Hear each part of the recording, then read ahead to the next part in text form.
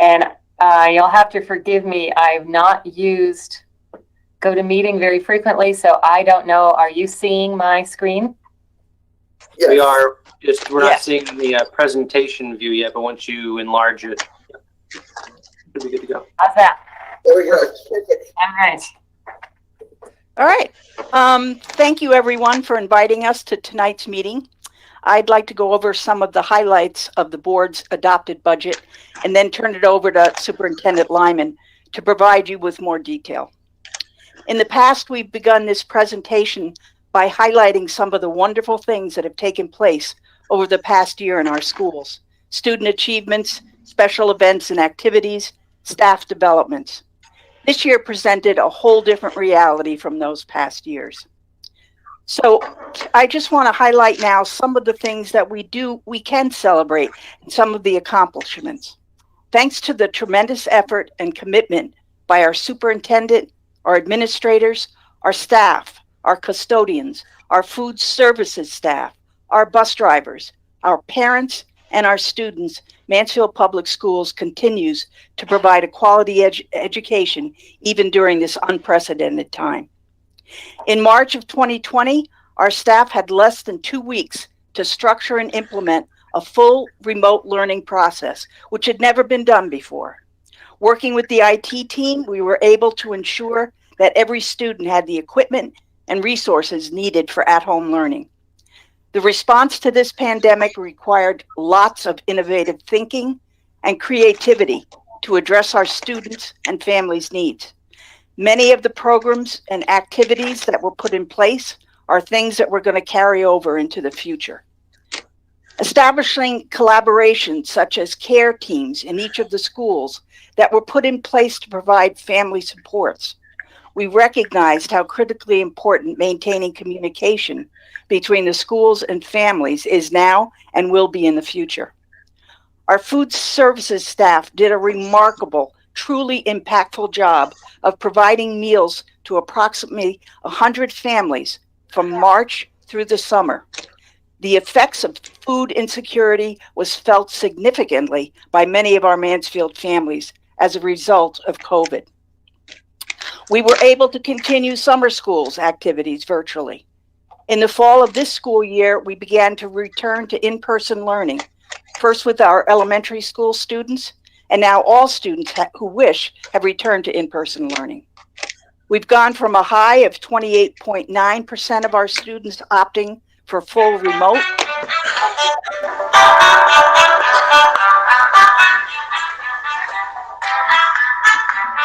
Okay. Requested if you are not speaking, you silence your phone, your microphones. Thank you. We've gone from a high of 28.9% of our students opting for full remote down to currently 15.9%. This was only possible because our staff and our students adhere to our health and safety protocols. Our custodians put in many hours and continue to put in many hours to keep our buildings safe and clean. While all this difficult and time-consuming work was and continues to go on, we had a successful referendum to go forward with our much-needed roof replacement at the middle school. And our vision of having a new, consolidated, safe, healthy elementary school is finally becoming a reality. As the budget is a reflection of an organization's priorities, this budget does just that. It maintains our class sizes, our programs, our resources that we believe are necessary to support all learners. We also recognize the importance of professional learning in order to support student-centered learning practices. Our budget provides the supports we must have in order to address student needs due to COVID-19. It provides for the continuing technology needs we have for both in-person and distance learning. It responds to our declining enrollment and the impact that it has on our staffing needs. And it includes the allocation of federal grant funds to ensure we have appropriate staffing for our remote learners. If you want to take a look at our budget history, you can see that we've averaged 1.34% over a 10-year period. You notice last year we were less than zero. That's because we are still maintaining the programming that we feel is important, but we didn't need, nor did we this year, to increase too many areas. So notice that our change in enrollment is down 289 students in this 10-year period. And our major cost drivers, Kelly, could you put the next? Thank you. Looking, we are requesting a 2.29% increase for next year's budget. This increase is due mainly or solely to obligated salary increases and employee benefits. We're budgeting for an increase of $538,541, of which $501,940 is salary and benefits. The remaining $36,600 is IT and financial services and outplacement and magnet school tuition. Our largest reduction was in energy savings. We're budgeting for a reduction of $28,000 from last year's budget. This is due in large part to reduce costs of natural gas. I would also like to point out that we have completed or are about to complete negotiations with all of our bargaining units. We have been very mindful that it is our responsibility to be as consistent as possible with what the town has settled on average with its employees. So now I'd like to turn it over to Kelly for a little more detailed look at our budget. Thank you, Kathy. So I'm going to share with you some of how we came to the dollar figures that you see there. The first thing that we do is a very careful analysis of our enrollment, looking at projections for the future, not just for 1 year out, but I think you're aware that we annually collect enrollment data to help us plan even longer term. Annually, we look at students actually enrolled and combine that with the analysis from past years to help us project what the numbers will be for the following year. Based on our analysis of enrollment for the upcoming school year, we have reduced one elementary teacher, one grade 8 teacher, and 0.3 music teacher, which occurs at the elementary level. We also have a significant unknown for next year. We do not know what path this pandemic is going to take and whether or not we will be required, as we were this year, to continue to provide remote instruction for those students who opt into remote only learning. Should we need to do that, it is going to necessitate additional staffing. As we were going through the budget development process, we received the allotment for the second round of funding from the federal government. This is actually the funding that was approved in late December. We are allowed to use those funds to address needs brought on by the pandemic.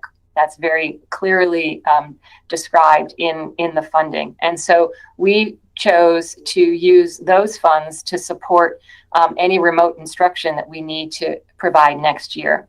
By doing so, we actually were able to reduce our budget from what I initially presented to the board in the third week of January, because by early February, I knew our allowance and what those funds could be used for. So we will use grant funding if necessary next year to provide for any remote instruction, as well as the grant that we've received will allow us to provide supports for student academic needs and even building and health and safety needs. And that grant is in the process of being prepared.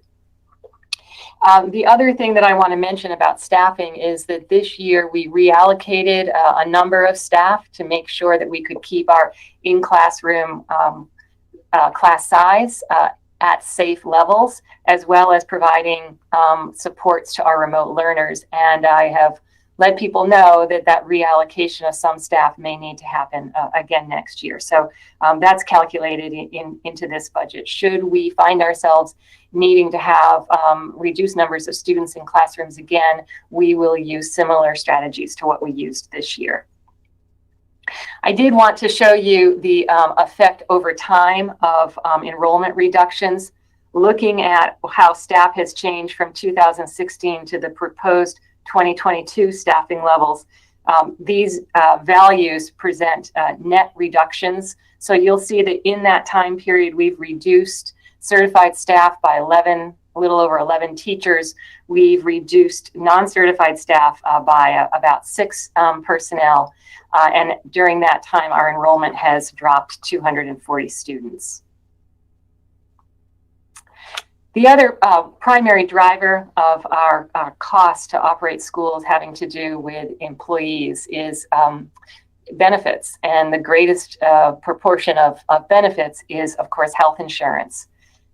We have taken significant efforts and steps through our negotiation process to develop insurance plans that have helped us reduce the overall cost to insure our employees. And although for the first time in some years, we did have a sizable increase in the estimated premium costs for the future, you will still see that over the time period presented on these slides of over 5 years, that we have actually had a reduction in our insurance costs of $592,000. That's a remarkable, just over $500,000 has reduction. That's not just the savings, that's a reduced cost from 5 years ago in order to insure our employees, which is a significant savings.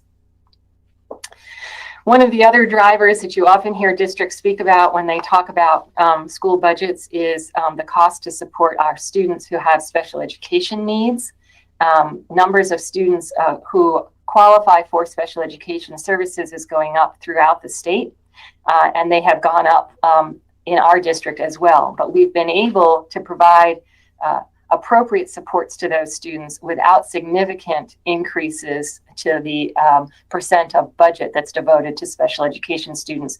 And we're very pleased with that. We are very conscious to ensure that students receive the supports that they need.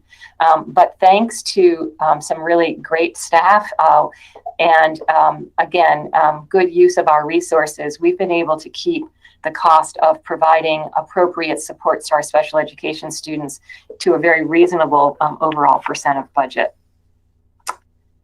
Another thing that we look at very, very carefully is our facilities. And you've seen a spreadsheet that looks like this. I hope you recognize it. It's something that I've shared with you every year over the last 5 years. This has been our attempt to plan for addressing the ongoing maintenance needs of our facilities to ensure that we don't find ourselves at some point with such deteriorating buildings that it costs far more money than we could come up with to address those needs. We use this to both help us do a needs assessment every year, but also to support the financial planning that we do for facilities. I'll just walk you through this a little bit. In this column here, the far left-hand column, I don't know if you can see my cursor, we have identified some projects that we will use operating funds for to address. And by the way, this sheet shows you the middle school only. At this point, we are not providing any facility updates to our elementary schools for obvious reasons. When we started this, we actually had a page for each school, but now we're only focused, of course, on the middle school. So we will provide some carpeting upgrades. We've started a replacement of our hot water heaters, and so that will continue this year. We still will, we believe, need to spend a little bit of money for roof repairs and upkeep, including just inspection. That has happened like throughout this year. The new roof this summer is certainly going to help reduce those annual costs. And we've been engaged in a process to replace floor tiles. The building is more than 50 years old now, and it is starting to show its wear in a lot of areas, including floor tiles that are popping up and becoming unsafe. So we've had a process to try to stay on top of those. What you see in the remaining columns are the expenses that we expect over the next 3 years. If you look at the upcoming school year, 21-22, you'll see, I'm going to break this down into 2 areas for you. You're going to see one large expense here, $360,000 to upgrade and replace our generator. That will require capital expense, and we are making a request for that capital expense for the upcoming year. The other costs that you see, continuing to replace our exterior doors, completing the replacement of folding divider walls that we have in some of our classrooms, continuing the cabinet replacements and sealing the brick veneer, amount to about $115,000, and that is money that we seek from you every year in the form of a capital expenditure for some of the ongoing maintenance costs. That figure at one point was as high as $200,000. More recently, it's been somewhere between $115,000 and $150,000, and next year we're requesting $115,000 for that. I think it's important for you to look at the remaining columns to your right, because you'll see that in the 22-23 school year, some of these projects need to continue in an ongoing fashion. So there are a few more electrical upgrades to make. There are a few more exterior doors to replace. There's another significant cost. We know that we're going to need to reconfigure the air conditioning units on our gym. We estimate that to be about $175,000. I think what's more interesting about this spreadsheet is that in the year 23-24, there are very, very few costs shown there, because we've, I believe, done a nice job of spreading costs out across the years, and we've been able to take care of many of the ongoing maintenance issues, with the exception of, if you continue to look to the right, the next two columns, some big ticket items. And we know that things like window replacement and attending to the elevator that no longer is compliant with ADA requirements, and making sure that all of our floor tiles in a building, as I said, that's more than 50 years old, are replaced, and so on. These are big costs that we think are going to take additional planning. Many of these are even exceed what we might ask for in a single capital expense.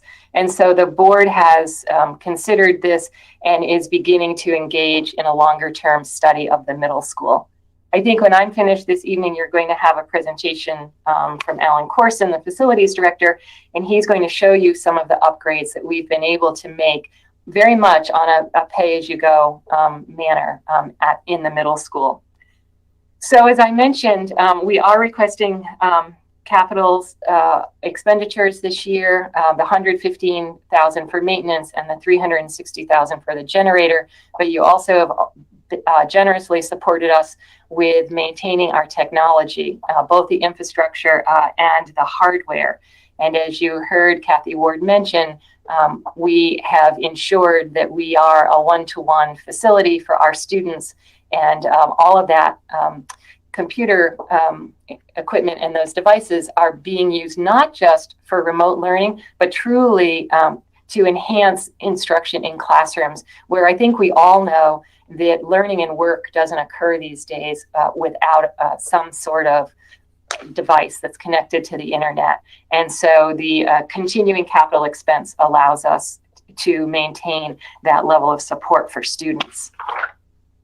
So I just want to also mention, with regards to these capital expenditures, that while the spreadsheet I showed you this year is beginning to show some empty columns, just for purposes of a visual, I want to show you what this looked like about 5 years ago when we started this work. And you can see lots of figures in each of these columns. And again, thanks to some really careful planning and the opportunity to receive some capital monies every year, I think we've done a great job of maintaining the middle school in particular.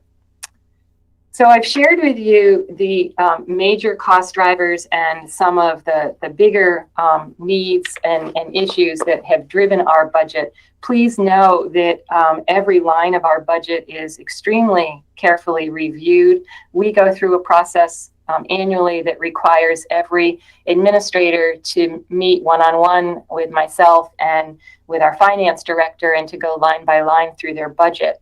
As they do that, we look at a 3-year history of how monies have been spent in that line item. And even in budget line items that are as little as $500, we make alterations annually based on expenditures over time. And so while I've only shared with you details of the biggest cost drivers, we have taken a very careful look at every line in our budget. So with that, if I can figure out how to stop sharing, I'm going to do that. I'm guessing, no, that's leave meeting. There we go. Got it. So I think Kathy and I are both open to any questions if you have them. Ron. Yeah, thank you very much for that presentation. Just a question, sort of general. In terms of special ed funding, which is always somewhat unknowable, and particularly this year, are you comfortable that you're going to have everything you need? Wait, Ron. Yeah. Go ahead. Okay. Yes, okay. There was noise in the background. Oh, I'm sorry. Yeah, I just wanted to get a sense that in terms of special ed funding, which is always unknowable, and particularly perhaps this year and coming year, are you comfortable that you're asking for everything that you realistically need? I believe so. We, with our Director of Special Services, Dr. Shamim Patwa, we look, as we do the budget, we look at individual student needs, as well as students that perhaps who are not receiving special education supports, but we know are going to need some increased level of support, perhaps ultimately through special education, but perhaps not. And using that individual student approach, we're able to project what we believe our needs are. And so I feel quite good that the budgeted amounts will allow us to meet student needs. Mr. Bruder, you had your hand up. Good evening, and thank you. Go ahead. Thank you, Mayor. And thank you both for presenting that. This is really good information, and not only am I impressed, as a parent with kids in the school system, but this information was really well put together. For the electrical cost that you're anticipating for the middle school, what kind? If I looked at that graph that you had, it looked like 440,000 that you're anticipating. What kind of upgrades is that? Is that just the generator? So you're talking beyond this school year, I think, right? Yeah. Yes. Right. There was an estimated cost for the future to upgrade the electrical system. And I'm going to have to defer that to Alan Corson because I think that's a little bit beyond my area of expertise. And I thought I saw Alan on the call earlier. I don't know if he's still here. Alan, do you want to jump in now and answer that? Yeah, no, I'm right here. Yeah, in regards to the electrical, that part of it, it's the age of that electrical is the age of the building. So it's about 40, 50 years old. So it's getting some of those components up to date. Quite often the old switches, if they actually trip today, you might not find when to replace it. So you'd have to take it out and then retrofit something back in. Understood. Thank you. I think we think of our middle school as the new building in town. It was built in 1969. Is that right, Alan? That's correct, yes. And I have to remind myself that, although I don't like to because of my own birth date, that is more than 50 years now. Yeah, you're definitely right that it is, in terms of the other, compared to the other schools, the more newer building, but that is a lot of upgrade, and you certainly don't want to, have any safety issues too. Right. Thank you, Mr. Bruder. Mr. Osberg, Charlie Osberger.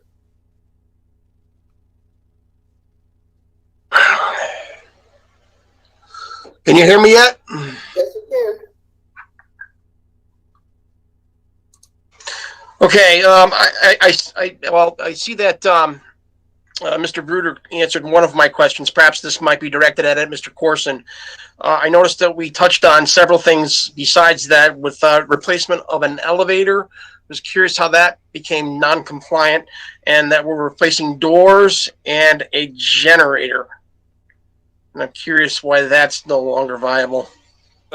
I'll have some slides to show you some pictures of some of that a little bit later also, so I can give you more information then too. But in regards to the elevator, it's already not code compliant now. We're grandfathered because of the constant use of it. We haven't stopped using it. So it's to just get it up to what the current requirements would be for that elevator.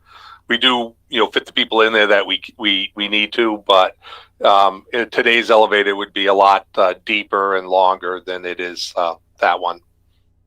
I'll add to that, Alan, that you have a child in a wheelchair, and the configuration of the wheelchair requires us to put the child in the elevator corner to corner because the child's in the chair does not fit in the elevator any other way. And was it about a month ago, Alan, the elevator failed. That happens at least once a year. And given the age of the elevator, we hold our breath every time it fails in the hopes that we can get the right parts, even sometimes having to have them specially made. So it is just by virtue of the fact of the age of the building, how that elevator was designed at the time no longer meets today's needs. Mr. Carter. Okay, and then I think I recall something about. Go ahead. Go ahead, Mr. Charlie. Go ahead. I think I recall I heard somebody saying that they were replacing doors. Is this something? These regular doors or? No, it's the exterior doors of the building. A lot of the vintage doors have rusted. We tend to have covered them up with metal plates and so on the bottoms, like with the kick plate area. And the frames themselves are starting to deteriorate. So this is just updating those, and I'll show you a picture of a contrast of one that needs to be updated versus what we have done already there. So you'll see that in a little bit. All right, thank you. Okay, Mr. Katzenberger, followed by Mr. Freudman. Thank you. Thank you, Kathy and Kelly. This is a very helpful presentation, as it is every year, but especially the difficulties that you guys have, and the work you've done over the last year, and along with the entire team. Is it possible to go back to the healthcare cost slide? If not, that's fine. I just had a couple questions on that. Ryan, can you allow me to screen share again?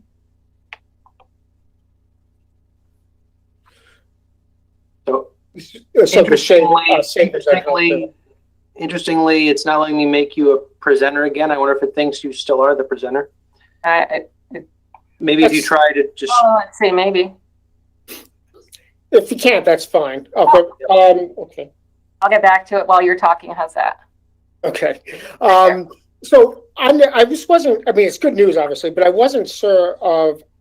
When you were talking about changes from prior year, so 592,506 is savings of what? Of money spent over 5 years on reduction in not spent on healthcare or on premiums? What is the number? Yeah, good question. So just reading from the top of the chart down. So in 2018, our premium costs were $88,580 less than the previous year. In 2019, our premium costs went up $31,740, but the next year they dropped $293. So we actually were in many of the years shown here, we have spent less on insurance than the previous year. So that the overall savings, the overall amount of money, I should say, that we are spending now in 2022 is $2.9 million. But in 2017, that insurance cost us $3.5 million. That's excellent. What do you attribute it to? We negotiated contracts eliminating the option for PPO insurance and moving everybody to the high deductible healthcare plan. Okay. Go ahead. That and a very good wellness program, I would say, that encourages good practices on the part of our staff. Okay. So on the, I know that that's been done a number of years ago, but on the high deductible plan, there over the years has been quite a lot of criticism, just generally, not about ours in particular, about high deductible plans and the net practical effect of suppressing care, and preventing or not having, or people, whether through misunderstanding or simply not being able to afford some of the care through the high deductible. Do you remember what the limits are? I think our high deductible plan was actually fairly low, but have you had any pushback from employees about going back to another option, or at least allowing another option than high deductible? We had very little pushback. We did a lot of education of each bargaining member as we proposed the changes so that they understood what a high deductible health plan really is and how to ensure that they maintain their level of care without, not sacrificing care because of their personal cost. And I'll be honest with you, I think I've shared this perhaps with some of you before. I understand the concerns about the high deductible healthcare plan. The reason I push for this is because in the district that I worked to previous to Mansfield, when I entered that district, it was the only plan I was offered, and I was skeptical of it. And at the time, I had 3 children at home. And what I found was that I actually made money every year on the insurance plan. I was fortunate that our family was healthy. And so I never met my deductible. And yet I had made contributions to the plan. And so I was fortunate enough to have leftover funds every year. When I came to Mansfield and I had the option again, I did a more careful analysis of costs, knowing what primary care visits cost, knowing what the co-payments were in a PPO plan, compared to the high deductible contribution. And actually the math that I did showed that although the difference wasn't significant, that for my family, I was still going to make out better with the high deductible healthcare plan. And should we have any catastrophic needs, the nice thing about a high deductible plan is that once you've met your deductible, everything is covered at 100%, and it is not covered at 100% in PPO plans. So I don't mean to sound like I'm an insurance salesman here, but I did some pretty careful analysis, and I think that my own experience gave me the confidence to talk to staff about this. And since we've moved to that plan, I have not heard complaints. And in most of our bargaining groups, we are up to the renegotiation cycle again has come up, so that for the second time now they're accepting the high deductible healthcare plan, and none of our bargaining groups asked to go back to the PPO plan. Okay, that's very helpful. And a good sign, obviously. Do you know offhand, and there's no reason you should, but do you know offhand what the deductible, what we call a high deductible? Yes, employees contribute $2,000 and the board contributes $2,000, so it's a $4,000 deductible. Okay. And our bargaining members also contribute a percentage to the premium, and that varies by contract, but it's somewhere between, I think, a low of 13% and a high of 18%. Of what? I'm sorry. Of the premium costs. Oh, total. Okay. So along with the contribution we make to the high deductible savings plan, we also contribute monthly to the premium cost. Okay. All right. Thank you very much. You're welcome. Mr. Freudman, I believe your hand was up next. Yeah, a couple of things. This is more for Alan. I don't believe are we replacing the elevator? I didn't see that in the CIP for this proposal. No, not currently this year. It's proposed in an outlaying year yet. Okay, and you can discuss this later if you want, but I don't understand how a generator is $320,000 at the middle school. I mean, a generator is an engine with a generator and a control panel. I mean, correct. Mostly it's based on the size of it. The generator for here will run the building. Between that and doing a natural gas generator versus a diesel generator, if we did a diesel generator, there would be some savings there. But doing a natural gas generator costs a little bit more. And again, it's also a generator that would run the building. So this would be bigger than most car or truck engines that you would see. Thank you. Any other questions? I have a couple of questions. I'm wondering what kinds of impacts you're going to see, you're predicting for next year as a result of the upheavals of this year. I'm wondering if you're expecting problems with kids who fell behind. Are you planning for problems with family disruption? Are range of things? So I'd like to tell you that we think we've anticipated the types of needs and challenges that we might be faced next year, because we've been faced with some of those this year. And so we've maintained all of our assessment practices for students to help us understand what kind of performance loss, if any, is occurring. And I'm happy to say that we do not see significant issues with learning loss. Remember, our youngest students through 4th grade have been back in school 5 full days since October. So we have not had a long period of time this year without our youngest students. 5th and 6th grade students all came back in before the holidays, and more recently, our 7th and 8th grade students have all been in. We also, and even when our 7th and 8th grade students were hybrid, they were being taught by their teachers, still had contact weekly with their teachers. We made allowances in our schedule to make sure there was opportunity for individual contact every week between students and teachers.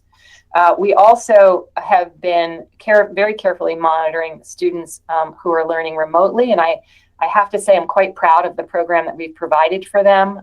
We have been, again, through mostly reassignment of staff and the hiring of minimal additional staff that we were able to do within our operating budget, we've been able to provide most definitely an equivalent educational experience to those remote learners. And in fact, they also continue to be assessed in the same way we assess our students in school, and we are not seeing any difference in the performance of our students who have stayed home all year through remote learning. We also plan for the social emotional needs of students. Kathy mentioned the addition of a CARES team. This was something that we established last year when we all had to go home. And last year, I don't know if you're all aware of this, parents in the Mansfield schools received a weekly phone call from March through June by a school staff member to do a check-in, to find out how they were managing, to find out what their child was experiencing, and to start to build an understanding of what needs they might be experiencing, so that, again, we could be prepared when we got back to school this year. We also finished work last spring on our social and emotional learning curriculum and have been able to deliver that this year. We've made structural changes at the middle school to reduce the number of adults that some children have to engage with every day, all efforts to ensure that we are providing the best emotional supports. Our school counseling staff has changed many of their programs this year to make sure they have more touches with more kids. I think that the efforts we've engaged in this year have given us a huge jump start to next year. We know what to do. And how many of those things are you going to, that were initiated, what kinds of things that were initiated in response to the pandemic do you think you're going to preserve? We're going to keep the restructuring of the middle school. So if any of you had children at the middle school recently, you may remember we started our 4-teacher experience right in 5th grade. We revised that this year, only 2 teachers in 5th grade, 3 teachers in 6th grade. We revised our world language program a bit to, I think, better align with also the experience. Our students will now adopt their primary second language in 6th grade rather than in 7th grade. We will continue with the social emotional learning curriculum that we've implemented across all grades. The counseling services, I think their approach will continue. we are spending a lot of time, as we did last June at the end of last year, thinking about what have we done differently that we know is worth it, that we don't want to go, we don't want to get rid of, we don't want to go back, trying not to go back to the old normal, but instead trying to create a better, improved experience for students.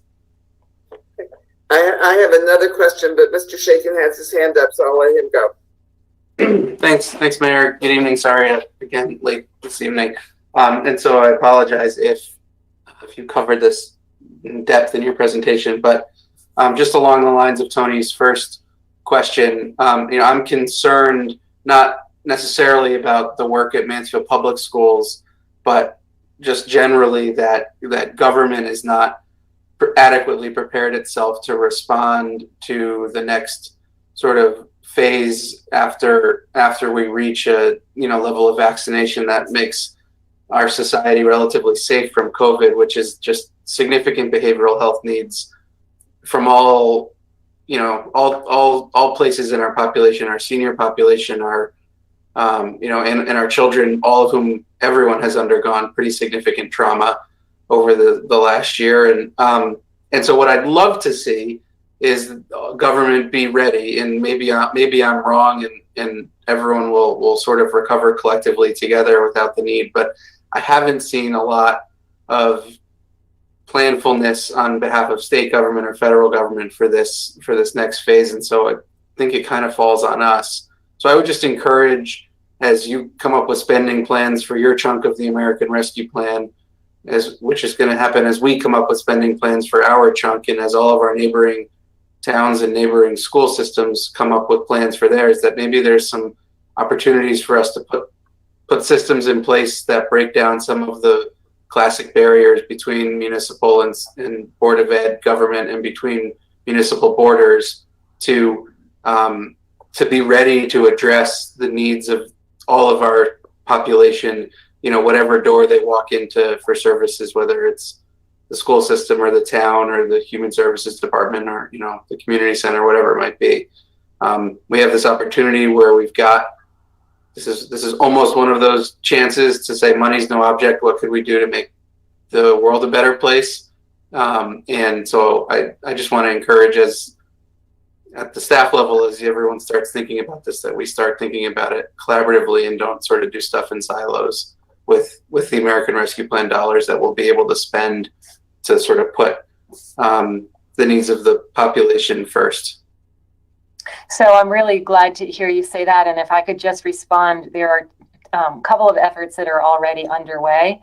One of them is that we had about a month ago now a really great planning session between the Youth Service Bureau and our administrators, talking about how do we collaborate in deeper ways to meet the needs of students, and more importantly, the needs of families. That's what continues to come up, is it's not just supporting the need of the child during the school day, but it's really ensuring what we call wraparound services, that child, whether in school or outside of school, and through the family, has the supports and the opportunities that allow all children to really grow and develop.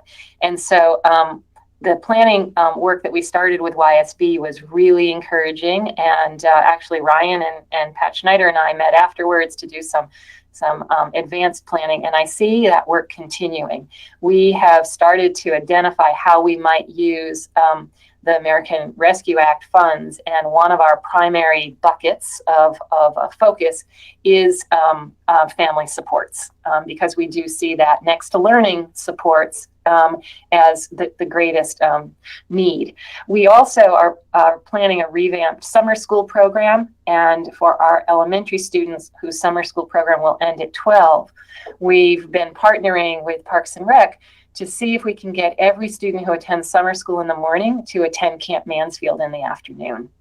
And we will provide transportation, of course, and trying to either use some of our funds or other sources to meet the financial needs of Camp Mansfield, so that every child can get that half-day camp experience. That's great to hear. Thank you. Terry? Thank you, Mayor. I'm not surprised at all that you all are on top of all of this. children only flourish when their families are flourishing, and families flourish in supportive communities. And I hope you heard what Ben said, that we want to be, as much as possible, work to make sure that all the families are supported. But I'm not surprised at all that you're already running with this, and I want to commend you on a remarkable year. Thank you. You're really, really terrific. Worried about so many children around the country, but here the school buses were running, and everybody, it just seemed much more normal, and that's all because of all of your hard work. So thank you. Thank you, and I really appreciate that. You know, I have been just so impressed with the entire community's response. You heard Kathy mention, you know, every member of the school community who has had to do things differently this year. But I have repeatedly in my communications thanked our parents and family members as well, including the students. They have kept themselves safe this year. That has allowed us to keep our doors open. And so it really has been a community effort. Well, I haven't seen many towns with thanking the teachers signs, and I know that the work that you did with the parades and a lot of other things that went into neighborhoods and went directly to families, not excluding food, really made a difference. My second question was, how are you planning to use these outside funds? Your presentation had some accounting for it in the ESSR2 funding, but my understanding is we're going to get a lot more money than that, and I'm wondering what you're thinking about dealing with the hundreds of thousands, maybe millions of additional money that you might be getting. So I don't think we're going to get millions. All the preliminary figures I've seen would not suggest millions, but maybe close to one over a 3-year period. That's very important to remember, that these are monies that are going to sunset, or not sunset, they're going to just disappear. And so we need to make sure that whatever changes we make are sustainable. So for example, it's probably not in our best interest to do something like reduce class sizes to 12 students, because, you know, in a couple of years, we're not going to be able to maintain that level of staffing. So we are engaged in a very careful needs assessment. I mentioned the notion of providing family wraparound supports. We're looking at all of our programs that support students with learning needs, and ensuring not only that our intervention programs are meeting student needs, but more importantly, that every single classroom teacher is equipped to meet a variety of student needs. And so I do think there'll be tremendous efforts at supporting teachers in more ways than even we've been able to do to this point, changing our practices, improving upon both our instruction and our assessment practices. And then the other thing that we're looking about is our structures. Are the school structures really allowing us to meet our needs? Not just the needs defined by the academic standards, but the practices of deep learning and student-centered learning that we know are most effective. And at some point, structural issues get in the way of doing those kinds of things. So we would really like to use some of this money to think deeply about the entire structure of school. As you said before, Tony, what do we learn from this time that we can capitalize on and move forward with? And we're not so enamored with the past to want to just jump back to doing everything the old way.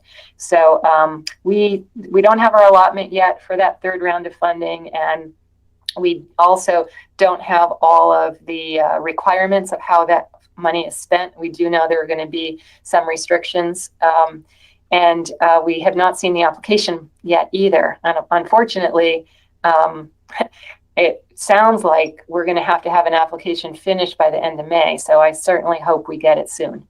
But we have started the conversations. And also, just so you know, I've been keeping the board apprised at each board meeting, and I'll continue to do that through the spring. So there will be more information available in the board packets about this as we move forward.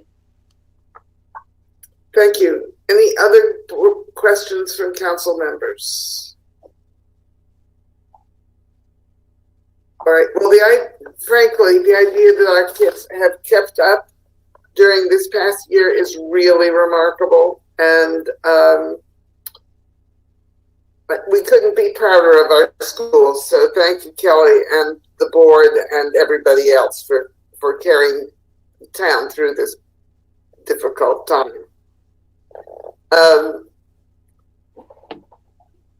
With that, I think we can excuse the board members unless you want to listen to the rest of our discussion. Ryan, what's next on our agenda? Thank you, Kelly and company, for a very comprehensive presentation.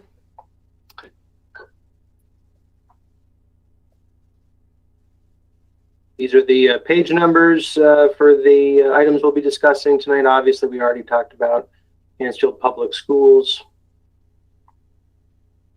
Ryan, could we do the capital projects for the schools while we have Kelly here?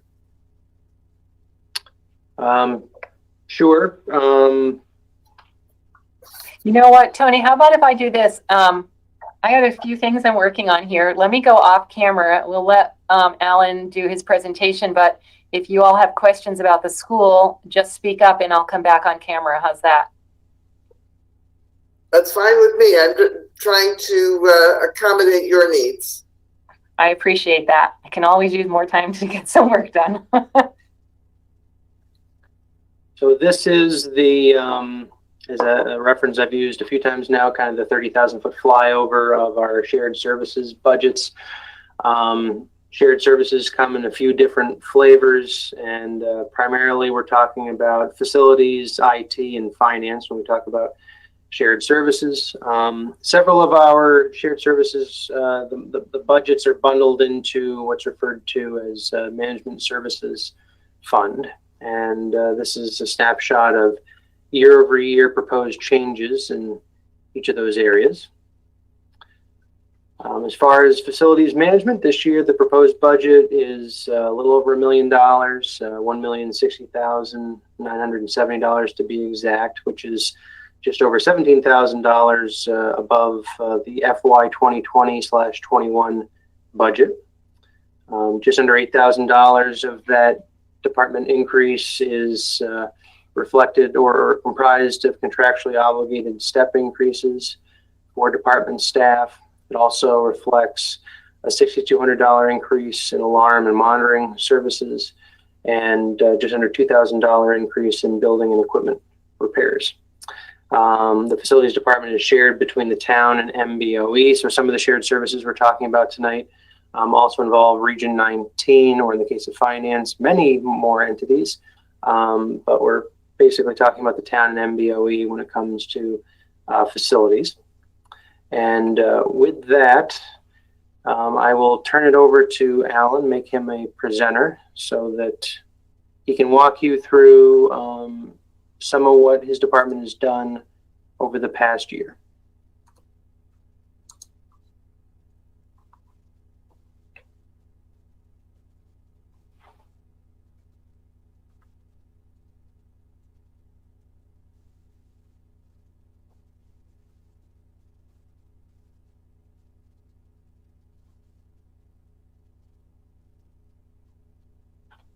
Hey, good evening. I appreciate your time tonight. The first presentation I'm sharing with you is actually work that we've been doing around town for the last 6 years roughly, and there's more things to show, but I did limit it, and just to give you an idea of where we have been spending some of the capital funds in the past.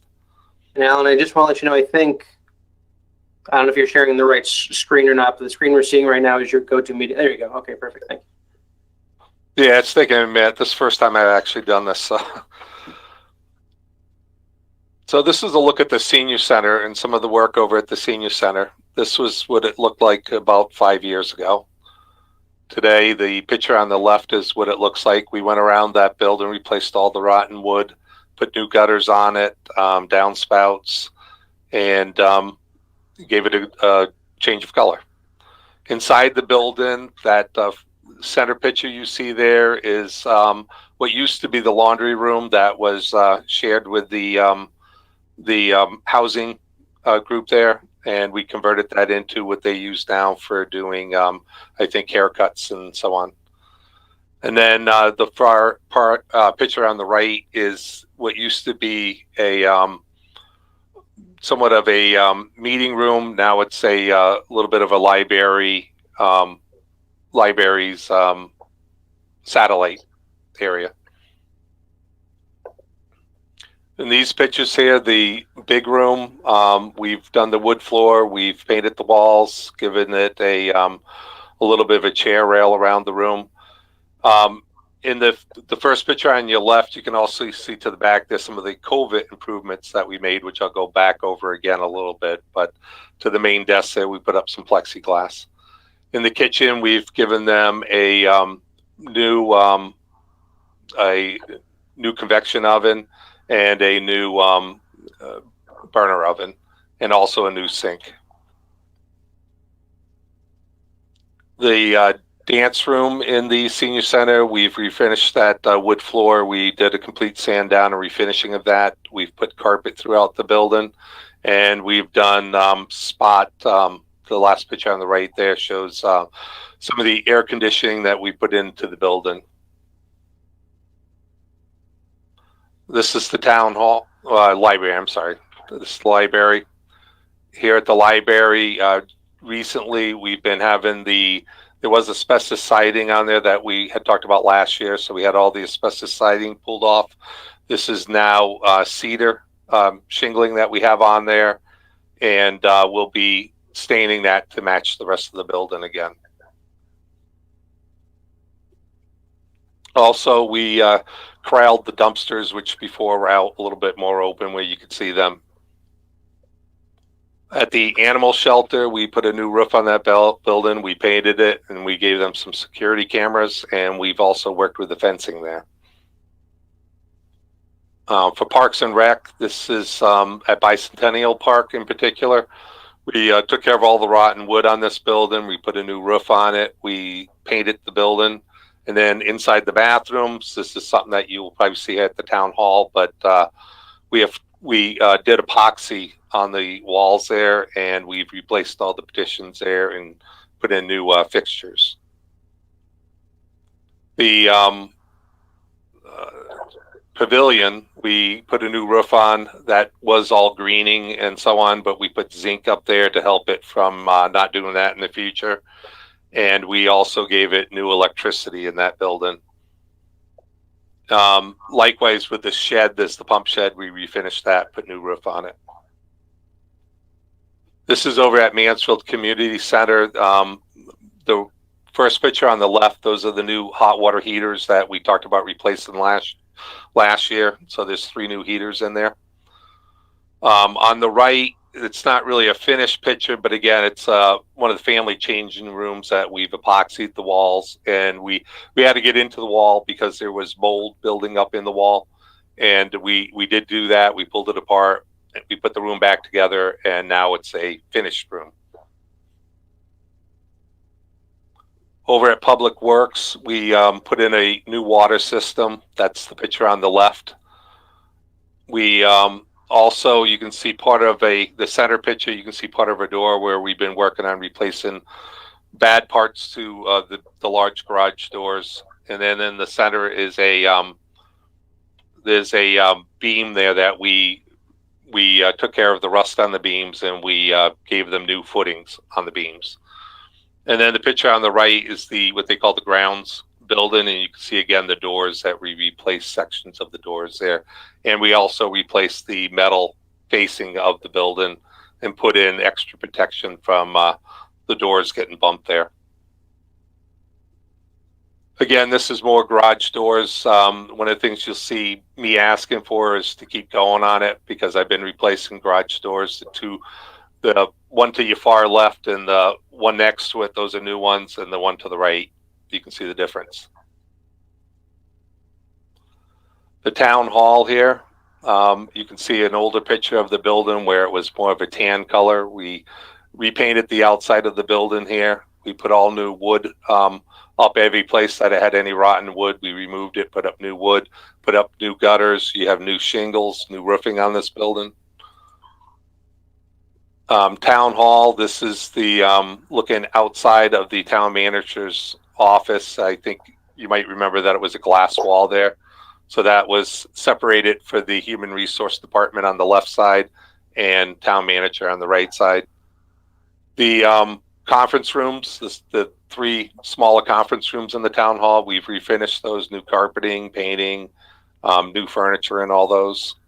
Likewise with the council chambers, we've put new carpeting in that.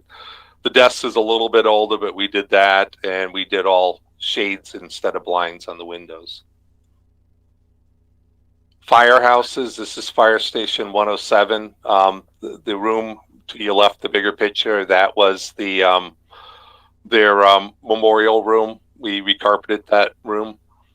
And then the 2 pictures to the right was a bunk room that we had created for them in space that was available to do that. So we've kind of given them a second bunk room as part of one of their needs.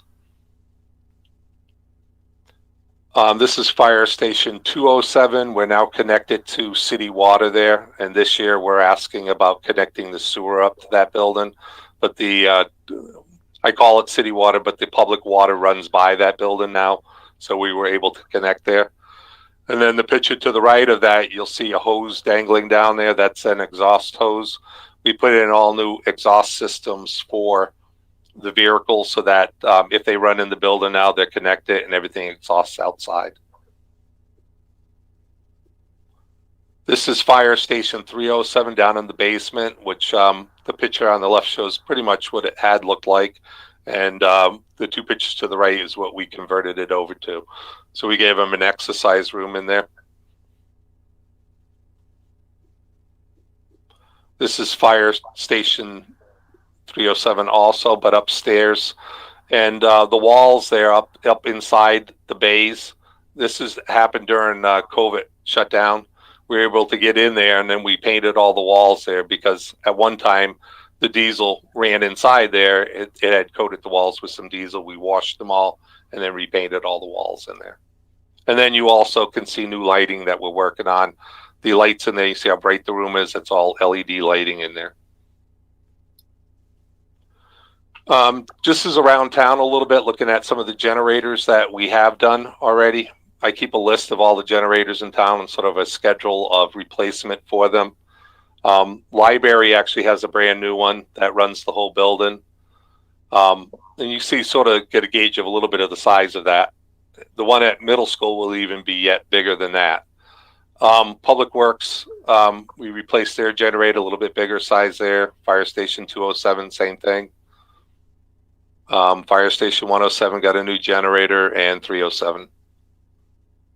Oil tanks, we've taken all the oil tanks out of the ground around town. This is over at Southeast. That's enclosed in a fence now, so you don't see that like that. But that's just to give you an idea of what we've been doing with some oil tanks. This one, we made this decision because it's somewhat temporary because the building will be taken down. So the oil tank, we hope to resell and get some value there.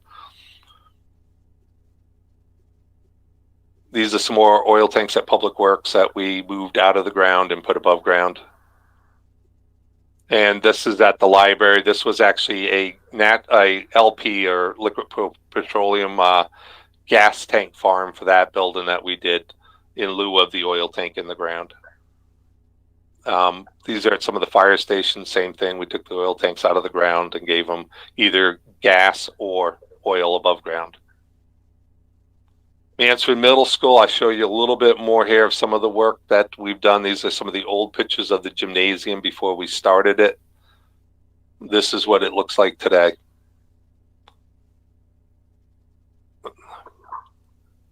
This was inside the locker rooms before. This is what you have today. These are some of the bathrooms that we, pretty much all the bathrooms now have been upgraded over there. Those are what they did look like. This is what they look like now. cabinetry, when I talk about cabinetry, this is what we're doing. These are new cabinets. I think I have a picture later that shows you some of the old cabinets, but this is how they look after we're done with them. This is more work COVID related. Again, I show you the senior center, but it's the shields that we've been putting up all around town. A lot of places got new water fountains that have hands-free bubblers to fill, and then the reception desk over at Mansfield Community Center. Then this is my thank you to my staff for all their hard work, administration for their help, and the town council for your support. Thank you. A quick question. Was all of this work done by town staff, or did you have to contract out some of it? It was a combination of both. It's an amazing list of accomplishments, I must say, Alan. It's hard to imagine that the staff we have was able to accomplish all of that work. We between keeping up with the regular maintenance, there sometimes we're able to tackle a job. We definitely are a little slower than if you contract it out, just because we're trying to juggle everything we do. But we tend to pull off a job as good, if not better, than some of the other work. Of course, I'm a little bit biased in my opinion on that, but I think we do a very good job for the size of our crew. Mr. David, followed by Sam. Thanks, Mayor. Yeah, Alan, I remember, I thank you for this presentation and all the work you've done. And I remember too, last year, in fact, I looked it up this afternoon, in May 11th, 2020 packet, you had extensive photos to give us a heads up of what's going on. And I believe I commended you last year for doing that. And I want to do so again. One of the things you mentioned, you didn't show us tonight, but you know, it's in the photos there. And I remember I was kind of upset about it because it involved the lighting at the lights at the parking garage that the architect put in the system that you can't even get parts for. You couldn't replace simple ballasts. I have to get this off my chest. My house is almost 60 years old, and just recently I had to replace a ballast on one of my, that controls one or two of those 4-foot fluorescent bulbs. It was like no big deal. The first hardware store I dropped into had a ballast. It was a common part. Here we had something so esoteric that after 9 years, you have to change the entire fixture. It was just still ticks me off. But I was just wondering how that project was going along, because I know that was a safety thing. You had to replace lights for public safety. I do have a second presentation for you, which shows you more of the capital coming up, and I do have a little pic of that. That project is done. We completed that project. All the fixtures are changed. We were able to negotiate when we did it with the company that did it, a 7-year warranty on all their fixtures just because of what happened the last time. And then we also had them provide us with 20 additional fixtures that I store in the garage there. So if we do have something that we need to replace, we can do that. And then the fixture, I made sure that we got one that we have a separate, they call it a driver versus a ballast on those, but it's basically the same thing. But we can change that piece out now on these new fixtures. So the problem before is they made a fixture that you couldn't do that. You had to basically change the whole fixture out. So with the failure we were getting with those fixtures, it was going to cost you just as much to replace a few as it was to replace all of them. I don't understand a whole lot about fixtures, and you don't have to explain. I just want to make sure that these aren't some uncommon parts. Like I mentioned, my old relative aging house, I can get all the electrical parts I need. Are you going to be able to walk into a hardware store, electrical supply place, and buy ballasts for it, or drivers, whatever you call them? At this point, yes. Truthfully, LED light, I didn't think that was, I keep waiting for the next technology that comes out that's going to save us more money. LED lights do save us money and energy. They don't last as long as they tell you that they last, it seems. But I would say at least 10 years on an LED fixture. The thing is technology is the way they just keep changing. It's, who knows, 10 years from now, not sure what they're going to have for lights. Finally, I think I heard you say when I started to ask my questions that you were going to have be continuing with your presentation another capital project, because I did want at some point to ask about the daycare and something else at the parking garage, but I'll hold off. Again, No, I thank do you. have those included in the next presentation. So you will see those. That's tonight? Yes, it is. Okay, thank you. So right now, let's confine our questions on facilities that have been worked on this current year. And we'll save the capital projects for the next, following is Alan's next slide. Sam?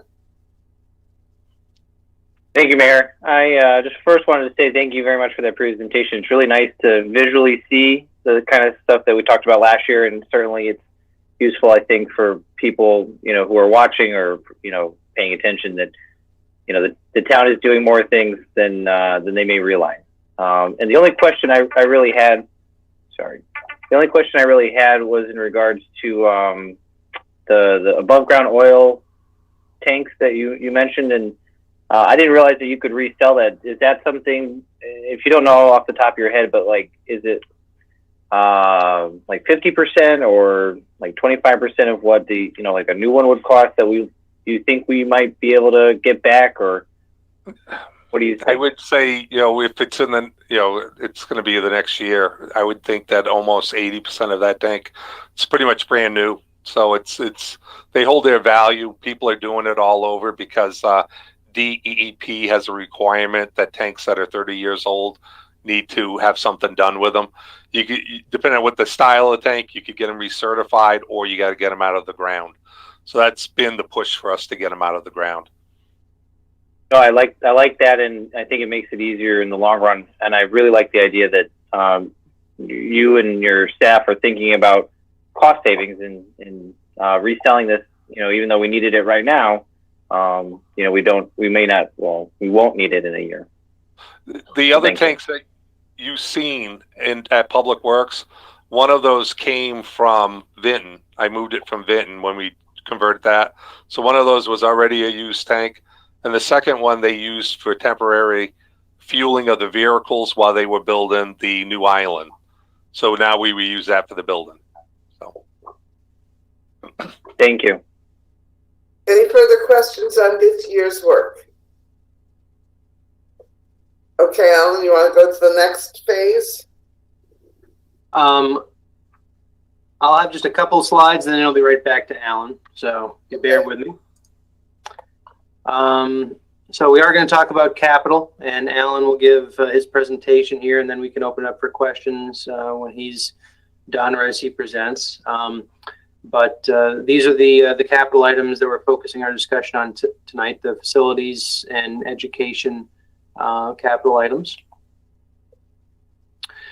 This is a quick summary and the page number references that you can refer to for each of the items. Again, the items that are sort of brick and mortar things for any of the public school buildings are included in Alan's budget. It's only the technology piece, the hardware software upgrades that's actually flagged as education. Everything else that's a building improvement is captured in Alan's budget. And before I turn over to Alan, just to say one thing, because Kelly did overview all the requests that she put in on behalf of MBOE. I had asked Alan to go through, because as you can appreciate, there's always there's no shortage of wants when it comes to capital items, and frankly, no shortage of needs. It's not that everything is just a want. We have a lot of needs, but those needs have to be prioritized, and that can mean making very difficult decisions at times. So Alan and Bill, his deputy, did go through and basically through a scoring set of scoring rubric, if you will, did assign a priority number to all of the facilities projects. And I believe the numbering scheme being what it was, anything that scored 40 or higher was basically pushed to an out year. Anything that was lower than that score was retained in this year's capital plan. So there are a couple items that Kelly presented on that are not currently programmed in this year's capital improvement plan. And Alan will have more to say about that here as he presents. So I will again make Alan a presenter, and he can go on to his second presentation. And Alan, just so you know, I think we were able to make it out okay in the last one, but I think what's happening is if you have two screens, because I know I was in your office earlier, I think it's presenting off the screen on the left, so we're just seeing like the smaller thumbnail version of the slide, not the full expanded version. All right, sorry about that. Let me. Yeah, that's okay. Yes, if you do a slideshow now, we'll be able to see it from in all its glory. All right.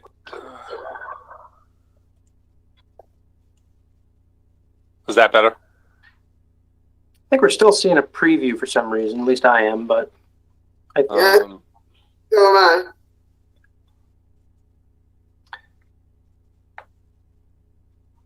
if everybody's able to see it, I'm just trying to be mindful. Everybody has different visual acuity, so if everybody's okay with it, we can just proceed this way. Let's see.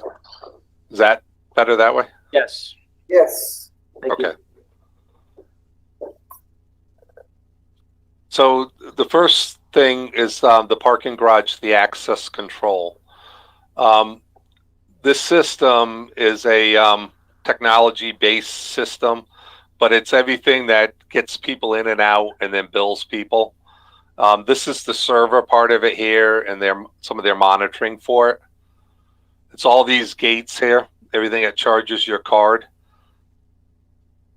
And this part of it that collects if people walk up to it. And I think they're going to do away with this component of it. It's they're changing some of that philosophy.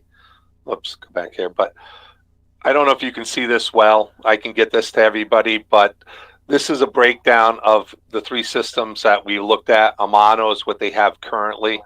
So it gives you what the cost of the systems are. The people that made the system we have now, Amano, says they will not support it after this year. So that's sort of our urgency in this, is that we need something to replace it.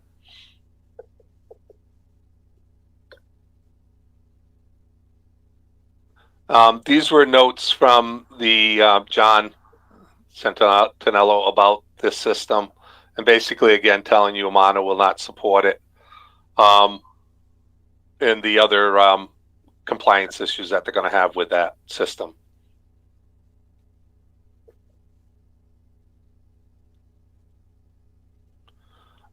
These are my notes on that. Funding is currently in place in the garage maintenance funds. That's a building fund from the garage, which they contribute into. This is part of our 20-year plan budget that included this as being an item that would need replacing. And because the system's becoming obsolete, that's the main push for this right now. So I don't know if there's any other questions on this system before I move on to the next one. Dave. You're muted, David. David, you're muted. We can't hear you. Oh, I'm sorry. I do that at least once a meeting. I don't plan it that way. It just happens. I know we have to, you mentioned something about assigning priority, and I didn't know if this was the time to give you that feedback or not, because, you know, I know we have this agreement with LAZ going out to, that was renewed, extended in 2017 to go out to 2030, and they get all the revenue.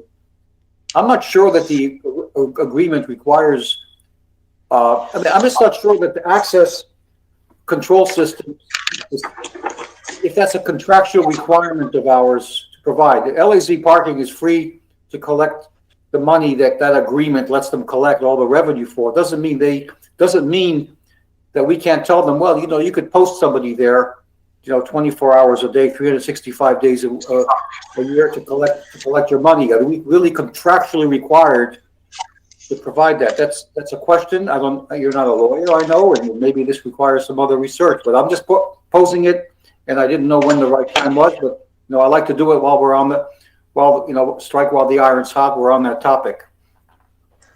Okay. Yeah, I wouldn't be able to answer that question for you, but I'm sure we can find out. Okay. I believe that our original agreement required us to be responsible for major repairs. I would consider this a major repair. Correct. We have to do structural. That, major is interpretation. If something collapses or it is cracking, and I don't know if there's an elevator in there or not. If there is, I get it. We'd have to fix it. So I'm not sure that major means everything. Again, I'd like that at least flagged, because Sure. I think Let's flag it. Whether that's a requirement, it may be subject to interpretation. And, my feeling is, let them worry about how they're going to collect. They can post somebody there all the time or not. Got it, But David. We understand your question, and it is going to be flagged. Charlie. Alan, this last slide you had there, you had that unit that you said that had become obsolete, or they're not going to support it anymore. When did we purchase that? When the garage was open, so about 10 years ago. Okay, thank you. Further questions, Peter? Thanks. I partly, I guess, is David's question as well, but the last bullet point, could you just clarify there will be no ability to adjust the rates after January 2022? What's been explained by the vendor is basically the program, because they're not going to support it, will stick at whatever the last rates are for charging somebody, hourly rates. So you won't be able to adjust those if you decide you want to adjust those. They'll be stuck. So the system may continue to work, but you're going to be stuck where you were. So I don't know whether that's of interest or not, but that is a problem. Okay, thank you. Ben. Just a sort of more general question following up on this line of questioning. You've been doing this a long time, Alan. I'm sort of curious if your experience sort of generally across different things like this in facilities has changed. 10 years is a lot longer than I would expect to get out of my cell phone or computer or heck, even car nowadays, and have the technology still work well. I'm wondering if in facilities you're seeing that kind of thing start creeping in, where something being 10 years old, even if it's in perfect mechanical working order, the computer system that runs it is need to be replaced, and whether that needs to affect or if it has already affected our planning and replacement schedule for things. It has, unfortunately. I see where they're putting computers where you would be very surprised that they put a computer to control something. HVAC is one of those things, which was my real major background originally. But HVAC, now everything has a computer board. Quite often you can troubleshoot something down to that computer board, change out the computer board, and you still update the computer board, and they get a good amount of money for it. But some of these systems like this, everything's integrated with each piece having a computer board in it. So it's part of changing out everything, unfortunately.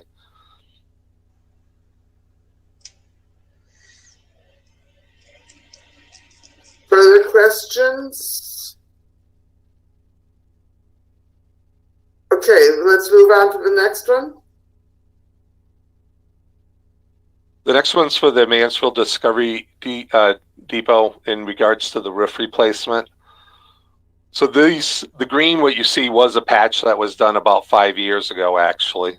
And we do hire someone to keep the patching going, and that's them in the left-hand side picture showing us one of the leaks that they had. But you can also see by the drain there that they would clean that also, but you can see some of the black rubber is a membrane roof, they call that, that's bubbling up. In other words, something's getting underneath of it that should be adhering itself down, but it's bubbling up there.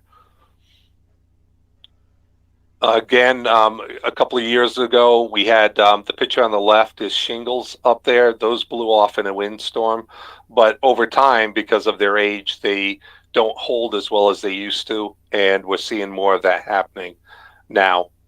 The center picture is just a little hole that was causing a leak, but again, we're seeing that more and more often. Most of these that show you general conditioning. The middle picture there, the white picture, that's some of the flashing that they use to cover the wall of the building. And then on the right-hand side, that picture just shows another little bubble into the membrane. And there were a lot more pictures. I limited for this to give you a idea of what we're seeing up there. You see all the cracks in that. This was, we have the company do it every year. This particular parts of it I picked out from 2019, but their assessment of the roof at that time was extremely poor condition. And you can see some of what they had to say there.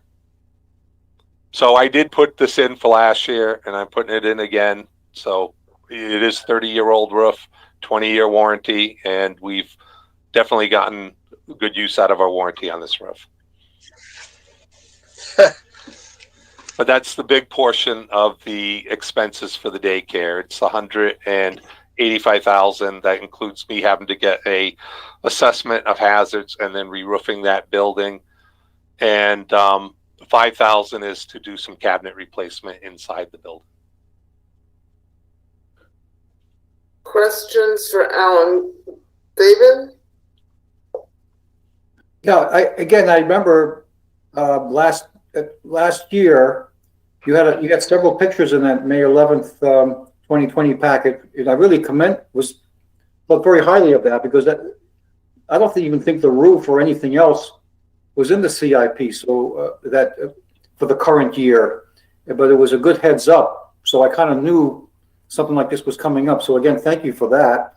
And I just want to say there were a few other things in there too that maybe you're holding off on. There were about $41,000 in other things. I believe there was something there about a kitchen exhaust for $9,000, pretty big ticket item, a dishwasher for $22,000. I'm just going by what's there in that packet. Oh, for my council colleagues, if you want to check it out on that May 11th packet, it was pages 82, 83, 84, and 64.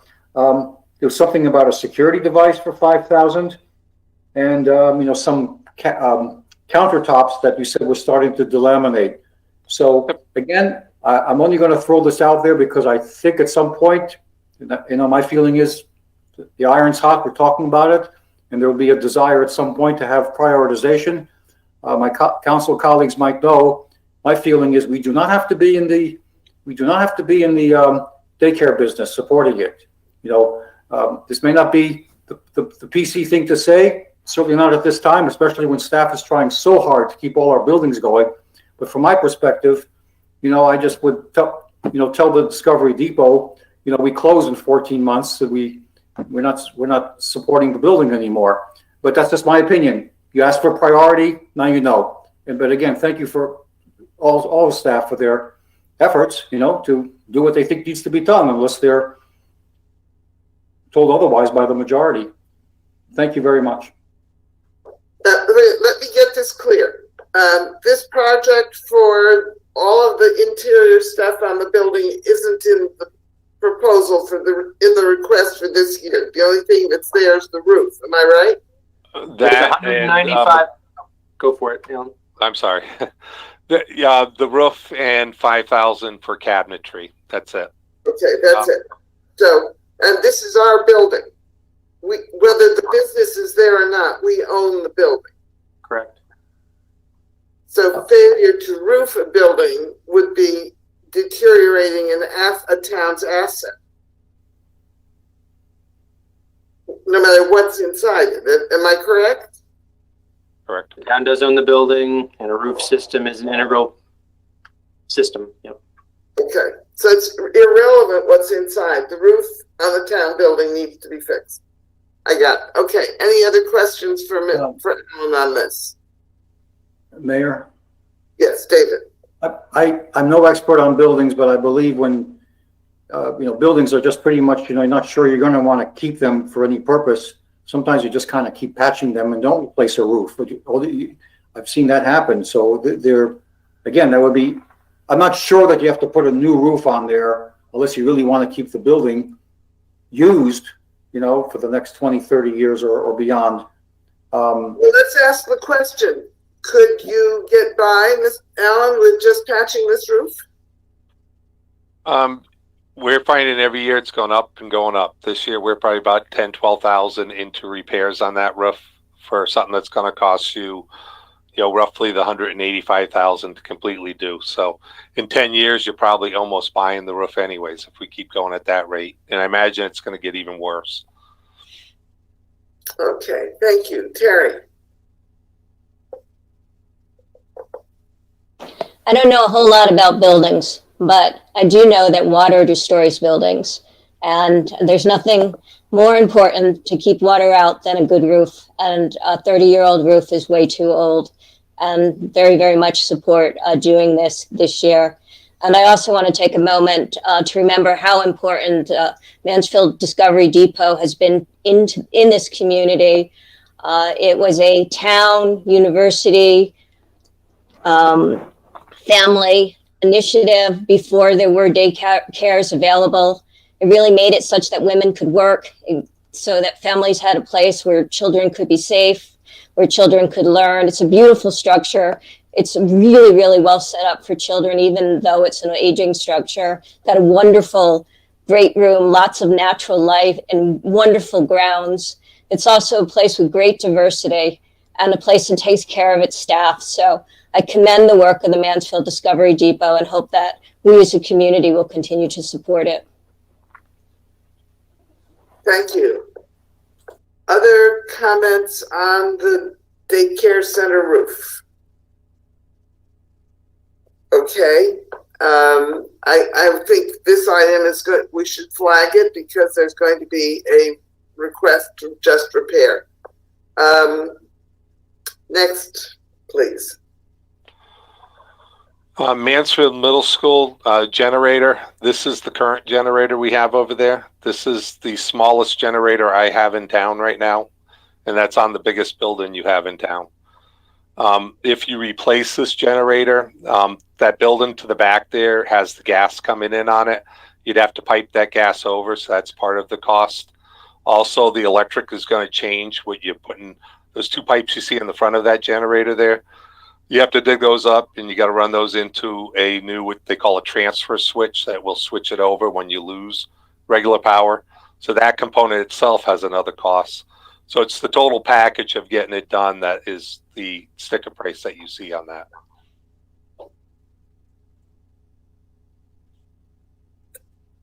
These are the doors. The one on the left is what the door used to look like. You can see all that glass, and in today's world, having a lot of glass is probably not a good thing on a door. So we replace that with panels that are hard. Also, if I get up close to that door, you'd see a lot more deterioration. That the new door now is good for another 30 years, hopefully, for you. So that's what we're working on. It's not this particular door. It's another one as you move around the building. So, what does that do to light? it definitely is affecting some of the light because you definitely did get some natural light in there, yes.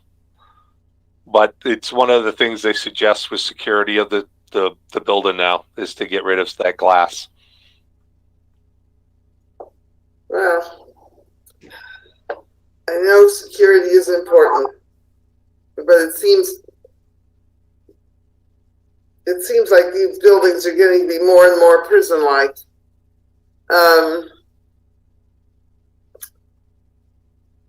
Okay, so is this something that's done or something that you need to do in the future? It's something that we're asking to do this year as part of the package for the middle school. Right, got it. Okay, next. This is actually a new wall that's built. There's 4 of them at the middle school, but this is what you would be getting in the last classroom that we need to do. The old walls, we were having problems with them sagging, a lot of noise carryover. These new ones have a lot better seal, and they work a lot better for the people that have to move them. So this is what you'd be getting in one more classroom. Questions for Alan on these walls? Okay, move on. Library, we're asking there about the circulation desks and the carpeting. Circulation desks, you see this a lot on the inside of the desk where that linoleum, or not linoleum, the Formica has worn to a point just from use. This is now just shy of 20 years old because this came with the new edition when they put that on. Carpeting's the other thing. You can see there where that one runner that we have there covers a area that almost looks like it's grounded in dirt or mold in there. So we're looking to, part of the expense on this is that all those shelves, we need to get underneath them to get the carpet because they will put on top of the old carpet. So someone has to lift all those up and then get underneath them to get the carpet out. Whoops, that's the end. Okay, I had heard that there was some discussion about redoing the circulation desk. So this is all you're talking about. You're not talking about redesigning the area, are you? No, it's to redo the circulation desk. They may do some different style than what you see there, not the round one. They may do something that they find that's more useful for them, as well as to do the carpet in the building. And what's the price tag you're putting on this? I believe it's around 150,000 for the two. That being about 50,000 for the circulation desk and 100,000 for the carpet. My goodness, that's a lot of money for something that wouldn't cost anywhere near that in the house. Why is it so expensive? It's because of lifting up all those books. You have to have a special company do it. The other way that they do it is they remove the whole collection and they put it in special air-conditioned storage for about 3 to 5 days while they replace all the carpet. But either method costs about the same, probably cheaper, really in the long run, to lift the books up in place. Wow. Okay. Any other questions about the library? Yeah. Mr. Freudman. Just curious, why does the circulation desk have to be redesigned or reconfigured? I know we replaced that once before. This round one came when the addition was built, so that was about 20 years ago, and it's not, between the fact that the pieces are wearing on that desk, it's not serving their needs as much anymore. Oh, so it hasn't been replaced in 20 years? Correct. Oh, okay. Thank you. Further questions? All right. Thank you very much. Once again, Mansfield's facilities always look good. In fact, they look so good that people don't believe they're deteriorating. So thank you for all your good work. You're more than welcome, and thank you for all your support. Appreciate it. Ryan, before we transition to the next thing, I didn't know we've basically gone through all of the facilities CIP, so we won't be going back to that as part of the presentation. So I want to make sure everybody's aware of that. If there are any CIP related questions that are. Oh, I have a question. There was a discussion about the air conditioning in the middle school gym. I thought we did that recently. We did the renovation of the gym, but we did not replace or add air conditioning. That was something we decided to wait on for a future time. So that space is unconditioned, it has air moving through it, but it doesn't have cooling done to that room. Well, in other words, what is the air circulation like at the middle school? I mean, that's one of the things that we've been talking about as absolutely necessary for disease prevention. The rest of the school got upgraded in the classrooms and in the hallways. You have state-of-the-art units there that actually, they transfer outgoing air with incoming air, but you take in 100% outside air in those units. So they transfer the heat out of it. That's it. But it's 100% outside air coming in on those units. They tend to give us some air conditioning on a hot summer day. If it's 100 degrees out, you're probably 80 degrees inside the building. So you do got some effect. On a 80-degree day, you can be 70 degrees, no problem. So. Okay, so the air conditioning would be an added thing to the gym. It wouldn't. Right. The gym does not have that piece. They kept the old unit in the gym They modified some things on it, but it does not have the ability to cool the room at all. Okay. Thank you. I don't know, Ron, there's an X next to your speaker. Somehow you're missing sound. Okay, thank you very much. Ryan, you want to take us on to the next step? Yep. The rest of the evening, we'll just be going over in what I believe should be relatively brief fashion, the Management Services Fund. The Management Services Fund, and I know the council is probably already aware of this, but for the folks listening at home, is an internal service fund that accounts for things like our copier equipment, school bus facility maintenance, voice communications, postal processing, energy management, and then shared finance and IT functions. These functions are shared at a minimum between the town, MBOE, and the Region 19 board, but as I'll touch on in a couple of slides, when it comes to finance, there are additional entities as well. The aim, so to speak, of the Management Services Fund is to allow for the stabilization of operating budgets from year to year, and also to allow for the allocation of costs for services to basically be appropriately allocated to the users of those services. But we believe it's more cost effective to share services than having each entity basically staff their own respective department for things like facilities, finance, and IT. The total proposed budget this year is $3.91 million. That's a slightly over $800,000 reduction from the FY 2020/21 budget. The most significant components of the overall budget are energy conservation and management, shared finance, and shared IT.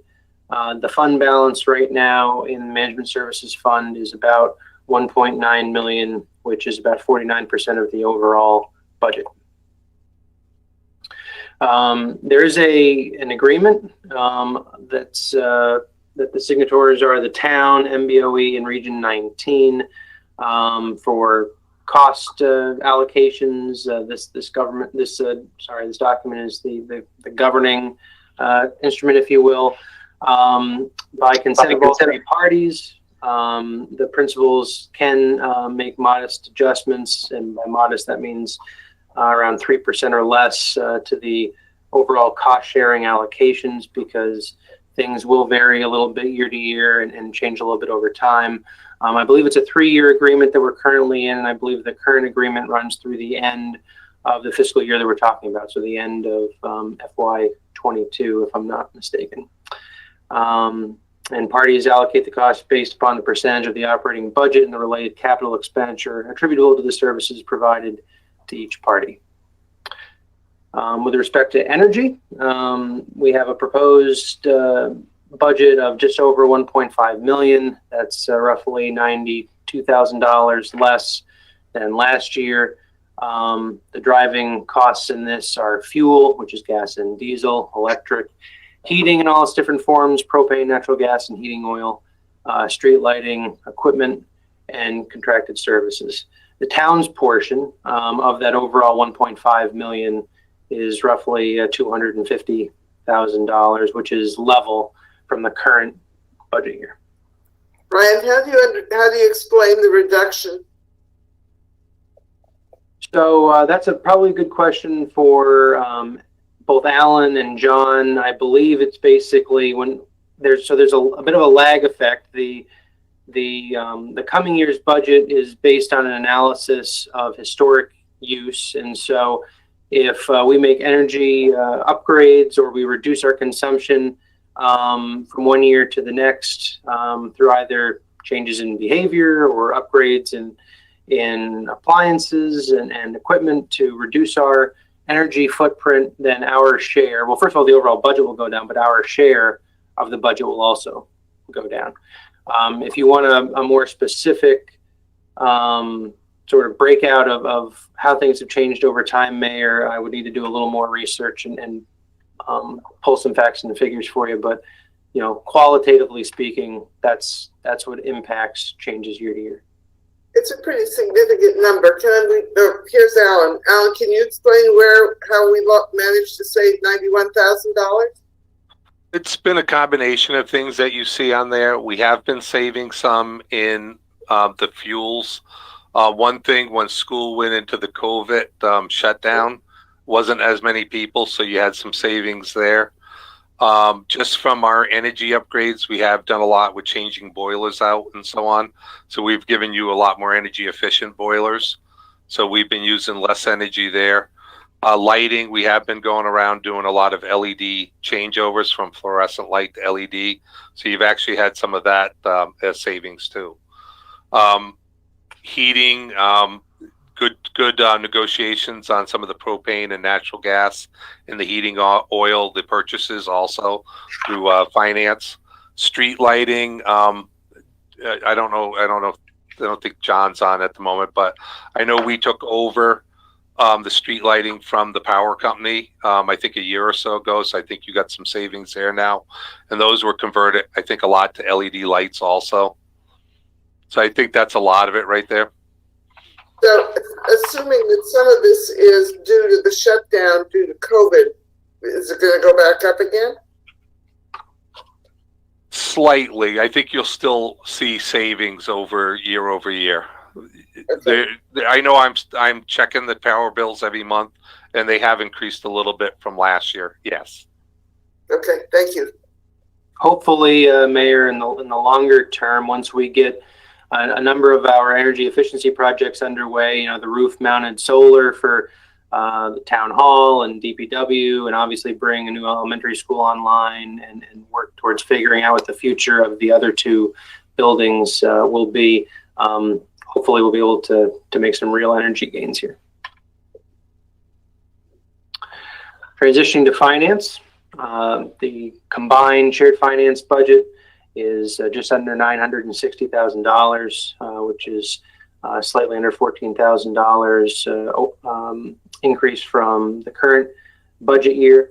In the left-hand side, you see, and this is just sort of summary, so some of these numbers are kind of rolled up, but this is a breakdown, or a breakout, I should say, of basically everything that's in that $960-ish thousand budget. And then on the right side, what's flagged as revenues is the relative contributions that each of the entities that finance plays a role in, their relative contributions. So as you can see, the town is just under 51%. It's the sort of majority partner, I guess you could say. And then the schools are in the 20 to 24% range. And then we have a number of other smaller entities that finance provides support for, but at a much lesser percentage. That, before we transition to IT, I know Charmaine's on the line. So if any specific questions relative to finance before we finish up with IT, we can entertain those. Yes. I'm trying to understand, just pick two lines here, salaries and benefits, the 680,000 and the 263,000. If you combine those two, is that what the line on page 286, where you have the management services fund, where you've basically merged the, well, never mind that. You have a line there on the revenue or shared finance fees in $958,990. Is that where this is from? Is that where the number on 286, page 286 comes from, by adding salaries and benefits? It's close, not exactly, but I'm just asking if that's what that basically is. It contributes let's get Charmaine a chance to find it. I have it, Madam Mayor. Mr. Freeman, so the dollar amounts that you see on the screen for expenditures, the 958,990, the proposed budget, we then charge back to the respective agencies that we support. I'm not following. This is just finance, what I'm looking at. Correct. When I say we, I mean finance. Mm-hmm. If you add up those two numbers, the 680,000 for salaries and the 263,500 for benefits, I know that's going to add up to, I don't know, something. Is that what the number is in the rightmost column on page 286 for the line titled Shared Finance Fees? In revenue. That's what we charge back. Yes. Okay. All right. And I'll ask another question. So I don't have If to I ask may, it. though, I think there may be we might be confusing a couple of things. So, David, what you're seeing on the left are expenditures, and as you said, the salaries and benefits comprise the lion's share of expenditures related to finance. And I haven't totaled those up either, but as you said, it comes up to 900,000 and change. It doesn't reflect 100% of the finance budget. So those numbers, that the sum total of salaries and benefits that you just referred to, are reflected on the same page that you're on, page 286. They're embedded in expenditures. But this summary sheet that we're looking at on page 286 is not just finance. It's reflective of, in this case, salaries and benefits for all shared services. So it would include IT. So it's actually the salaries and benefits line that's just under $1.6 million. Finance is included in there, and there's also IT related salaries and benefits included in there. So I just want to make sure that we're not talking apples and oranges here, revenues and benefit and expenditures. Well, on page 286, there was a separate line for shared finance fees. So shared information technology fees is a separate line for that. So I thought that the line, which is the fifth one down, titled shared finance fees, would just be the revenue to the management services funds. And I'm wondering if that number should more or less equal what we're seeing here as an expenditure for salaries and benefits. It's not just the salaries and benefits. If you totaled everything in this expenditures box, so salaries, benefits, and then everything else underneath it, straight through to office supplies, I believe that would total to $958,990. Okay. I might have some more questions later, but go ahead with. Charmaine, correct me if I'm wrong on that. No, so shared finance, because we're shared across all agencies and they all contribute in some capacity to the costs that we generate to conduct business. So the expenditures on the left-hand side are all the things that we charge back for. So that's the salaries, the benefits, whatever additional training that we need in order for us to be current with either our credentials or to make sure we know what we're doing as it relates to state and federal reporting, banking service fees, because all of the accounts are managed by finance. So and there's the same accounts, that the cash accounts that the town has and BOE contributes to, and then we just do the financial accounting to separate those numbers. Printing and binding, all of these expenditures total $958,990.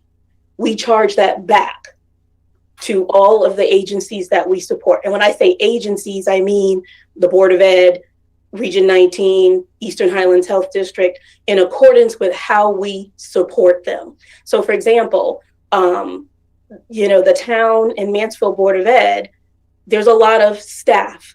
We do payroll for every single agency. So you'll see that the Discovery Depot is paying $14,002 versus Eastern Highlands that's paying $30,090. We do payroll, but we also do extensive reporting for Eastern Highlands Health District that we do not do for MDD. So that's the reason why we have these agreements in place with these respective agencies, so that they're clear on what level of service they will receive from the finance department. I see. Okay. I might have some other questions, but I think, are you getting to the management services fund later, or would this be a time to ask about that also? Well, we're talking about that right now. This is the fund we're talking about. We're just doing a breakout of each of the different components of that fund. So the last slide, David, is about the IT piece of it. So if you have a broader question, you feel free to ask it now. I'll ask a broader question now on management services fund, and I'll have something specific for IT, which I'll hold off on. So referring to page 286, looking at the first line under expenditures, there's a combined salaries and benefits. And I'm sure that the accounting is right, and I'm sure that the numbers are there somewhere. I just want to say that what I have found frustrating is that by melding the two services that are provided to what I call outside agencies, the Mansfield Board of Ed and the in Regional School District number 19. And, I know Eastern Highland may be a piece of it. But just look at the Board of Ed and the region. Ryan, you referred correctly to the 3-year agreement that actually was approved by the council on September 9th, 2019, and became effective retroactively to July of 19. And so what we're looking at here is the 3rd year of that. That agreement basically said we could charge 25% to the schools and 20% to the high school for financial services, but it's 30% to the schools and 20% again to the region for IT. So it's a different ratio. And when you look at the combined salaries and benefits on page 286, it's impossible to break it out because they're combined. So you don't know, there were different ratios that went into it. And I don't see any way that anybody could look at this and say, well, explain to me, did you really charge for the salaries and for financial services and IT according to those ratios? In some cases, those were different ratios. And maybe it's in the book somewhere, but I can never quite combine the two. And the other thing that's been a source of frustration, and we're not going to resolve this. It's just an ongoing thing. I'm not against shared services. I understand the concept of economies of scale. But one of the things that's bothered me is that agreement from September 9th, 2019, it's on pages 150, bottom of 158, top of 159, was actually very good from the point of view of the town, as far as I'm concerned, because it allowed us to charge for any, and I'm quoting, any related capital or operating expense. And I just know we're not charging for a lot of our overhead. We're not charging for future pension liabilities, the ratio, the 25%, 20%, and 30 and 20. And, whether it's furniture, use of the building, all the kinds of things that you could charge for under this agreement, but we don't. And so I'm not against shared services. I'm against giving them away, without charging the proper price. That's my comment. Thank you. Any further questions on shared finance? Okay, Ryan, next slide. Finally, this is the breakdown of the shared IT costs combined amongst all the entities that are supported. It's a $863,000 budget, which represents a $44,000 increase from the FY 2020/21 budget. The breakdown amongst the entities, at least the big three, I'll call them, is a little bit more equitable here. It's a little more broken down into roughly thirds. The Mansfield Public Schools is actually the largest contributor, and the town comes in second. Again, the breakdown of what comprises that $863,000 number is in the table on the left amongst the various categories of expenses. But the methodology for figuring out how these allocations are determined, the same holds true for IT. The same methodology is applied for IT as it is for finance. Questions on information technology? And remember that one of the complications about information technology is that most of the employees are school board employees, not town employees, with the exception of Jamie. Ron first, and then David. Yeah, do these expenditure equipment and so forth, do they include instructional as well as administrative technology in the schools? I can field that question. Both Regional School District 19 and the Mansfield Public Schools have their own budgets within their budget separate from this that cover instructional costs. So these expenses you're seeing here are not for instructional supplies and software and so forth. Thank you. And Jamie, I know that there was a pretty significant adjustment made from last year to this year in terms of the allocation amongst the entities. If memory serves correct, the current year budget, the town's allocation was maybe upwards of double of what is this year. And so could either you or Charmaine remind me and tell the group why that adjustment was made? Because I know it's in the town's favor, so to speak. Am I taking that one, Jamie? Sure, absolutely.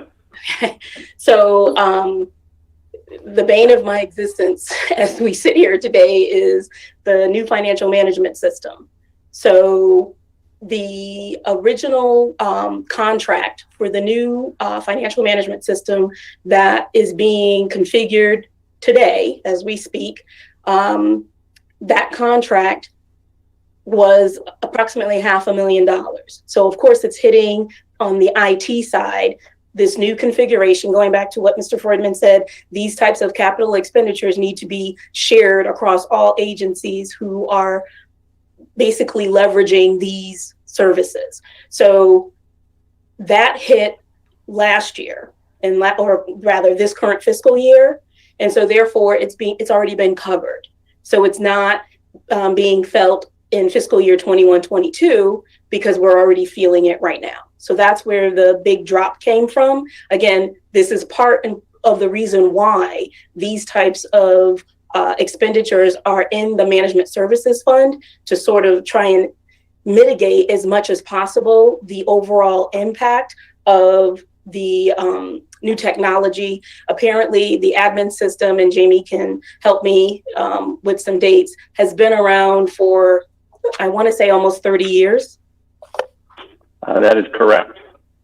And it's past, it just does not do what we need it to do. We, meaning those of us who are in the financial industry, financial support industry, whether it's doing reporting, whether it's just simply paying payroll. There's a whole lot of manual exercises that we have to engage in.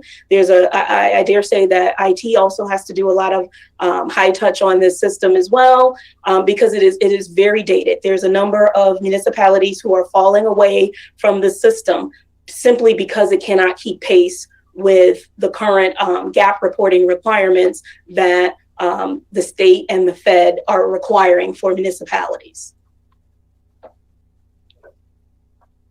So why I would echo exactly what Charmaine said, and would just add in as well, also some of the changes in security requirements and compliance on the technology back end. The kind of things that you needed to do to secure a financial and HR system. This system holds all of our salary, payroll information, employee information, human resource items, the kind of security requirements that have changed even in recent years. But certainly over the last 30 years, means that the back end of our older system really is a struggle, whereas this newer system would be far more secure. Also from an efficiency standpoint, this new system, much better. There's a lot of things now where we have to manually provide information to employees in paper format, even things like paper timesheets and so forth. Going with a newer system, a lot of this is electronic, online, much easier for employees to check things, which all of that means that we get the information correct because more eyes are on it. And also we are much more timely in providing that information. David and then Ben.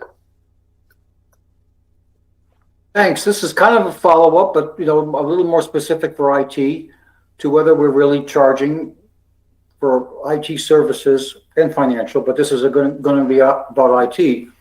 On page 221, we see that there's a technology infrastructure item in the capital improvements program of $150,000, and that is specifically for the schools. It says so explicitly in the narrative. So my question is, per that September 2019 agreement, we can charge 30% for IT services to the Mansfield School Department. So when I look at the Management Services Fund on page 286, and there's a line there under revenue for shared information technology fees, and it's getting $698,000. Is $45,000 included in there for their 30% per that September 2019 agreement? Is it embedded in that 698,000 in revenue? I'm sorry, their 261,987, their cost share for IT, for the general IT support. Again, I'm going to lean in on Jamie to be able to stipulate general IT support, meaning administrative support, the stuff that we all need in order for us to do our jobs, which is different from instructional technology. So this screenshot, this slide that Ryan has on the screen shows that there is a cost share or a revenue receivable from Mansfield Board of Ed for $261,987. That is part of the $698,290 that you see on page 286. That is correct. I would echo what Charmaine said. Yeah. Excuse me, where's the separate? Yep. Go ahead. Yeah, the separate items such as the capital one that you referenced, that's not a shared service. It's not part of the overall management of the wide area network or the system or the basic services. What that infrastructure is that's specific just the operation of the schools, focused primarily on the instructional requirements. Okay, so this is kind of like financial. I mean, whoever wants to answer this, you're giving me great answers. It's maybe a little bit above my head. I just need to understand. So we are not collecting 30% back from the schools out of their budget for the 30% of the 150,000 CIP, $150,000 item. It's not something that we can charge them 30% for under that agreement, in your opinion? Correct. So we do? Correct. Correct. Okay, I won't argue. I just say, it seems to me it's a related capital expense, relates to the schools. It could be, some people like me might interpret that, since it's a cost that's related strictly to the schools, the agreement would encompass that, because it said any related capital expense. But if you interpret it as something we can't or shouldn't charge for, well, okay. But I don't understand why. Maybe somebody could explain to me, maybe Jamie, you were trying to, why would that not be considered part of a related capital expense that attaches just to the schools, for which we could charge? Yep.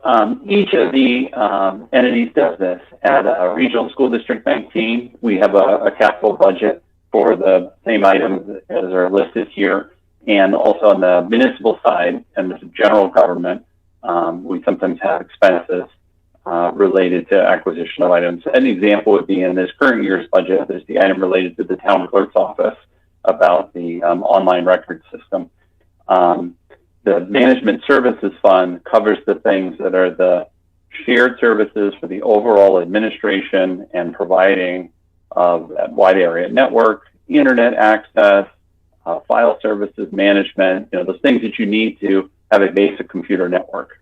Whereas the capital expense, whether it's the expense in the Region 19 capital budget for Region 19, or this technology infrastructure one for the Mansfield schools, or if it's a town one, such as that online record keeping for the town clerks, that's something that is not shared or part of the basic management of the wide area network and internet, but rather it's something specific just to that entity that serves a special purpose. In the case of Region 19, theirs covers instructional items. The Mansfield Schools one covers instructional items. And then on the town side, it would allocate for a general government thing, such as this year, the town clerk's one. So that's where those are more unique needs and aren't part of the shared services that we provide. So since the narrative here describes, and this will be my last question, I know you're trying to explain it, and some things are just above my head. That's all there is to it. I thought that this does have to do with infrastructure needs of the Mansfield Public Schools, and that's kind of what I'm reading here in the narrative. Yet that wouldn't be considered a related capital expense for which we could charge 30%. I'm not sure I understand why. You could take one more crack at it, and then I'll leave you alone. But It just seems that's part of it. You know, if they had their own IT department, they'd be paying the full 150,000 for that infrastructure for their schools, not just 30%. Not even charging them 30%. Actually, I'll take one more. Yeah, sure. give me one second. Just give me. So again, speaking from working in other municipalities, specifically boards of ed, who don't operate with a shared service environment, who don't have, they have their own IT department, they have their own finance department, everything is housed inside the board of ed. Even with those environments, because it's one board, one town, they still seek funding for capital and items, technology related capital items specific to the board of ed from the town. They still make a request separate and aside from their operating budget. So what we're seeing in the CIP request for MBOE's technology support is consistent and comparable with other boards of ed who have a board of ed that's tied to a town. They make those capital requests to the town. Whereas on the regional side, as Jamie had spoke about Region 19, they're a regional school district. They don't make the request to the town. They just have a capital budget. So that's the difference. I mean, Jamie, I don't know if you want to pile on onto that. Yeah, I would concur with that. It's maybe the analogy would be, has been talked about, Bill, at some point it sounds like there's going to be a capital project to replace an elevator at the middle school. I heard earlier in the meeting. That's clearly a school expense, but the way it works in the state of Connecticut, if you're a school district for a town, your capital expenses fit in the capital improvement budget. That's the same CIP budget for the town and the schools, as opposed to the region, which has its own CIP budget. David's raised an issue which now I'm confused, and I don't think you're answering my question. My question is, if you spend $1 million on an IT program that's going to provide services for the entire town, but a big chunk of it is for financial services, do the partners in the shared services have to pay a share of the cost of that new system, which is applied to their programs? Yes. Yes. So there is in that where it would be system support would include part of the cost of the new Mooney system? The previous year or this current fiscal year, yes. The system support 119,700 is the annual fee. So the original contracted amount that Ryan has spoke of earlier, right? The fiscal year 2021 budget, the annual renewals are hitting and going to continue to hit 21-22 budget. So yes. Right. So the renewal fees will be shared. Was the original purchase shared? Yes. Okay. I think that answers my question. Thank you. And I don't know that, in terms of David's line of questioning or concern, I don't know that this will, put to rest any concerns or not, because there may be some other philosophical kind of differences underlying here. But just to kind of go back to what Jamie was just saying, because this was a point I wanted to circle back to, and Charmaine was saying the same thing as well. Whether the expense that we're talking about, the $150,000 for IT infrastructure for MBOE, whether, let's assume for argument's sake that state law allowed the municipal school district to have their own capital plan, that $150,000 expense would hit the same pool of taxpayers, in this case, either way, because we're talking about Mansfield residents. So the fact that it's included in a town CIP plan, even if it's exclusively for the benefit of Mansfield Public Schools, it has the same tax impact at the end of the year as if it was separate in a separate budget maintained only by MBOE. Obviously, that's not the case if we're talking about the regional school district, because those expenses are divided multiple ways. But it's not, we're not gaining or losing anything. It's a wash when it comes to the impact on the Mansfield taxpayers. Okay. Can I?